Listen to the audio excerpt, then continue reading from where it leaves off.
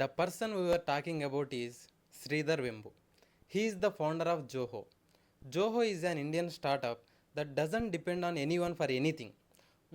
For example, most of the company depend on Amazon's AWS for cloud services, right? But this company built their own data centers. Interesting, right? And what made Sridhar Vembu truly special is he mixed the entrepreneurship with patriotism. He believes that a growing country like India needs to build and innovate their own technology instead of using someone else.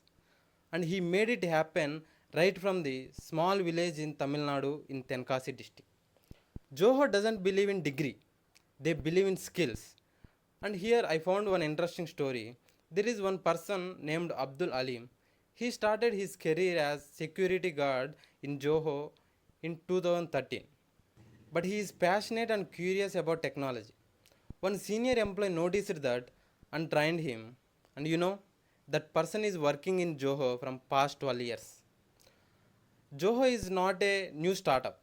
It has started 29 years ago in 1996. But why entire India is talking about it now?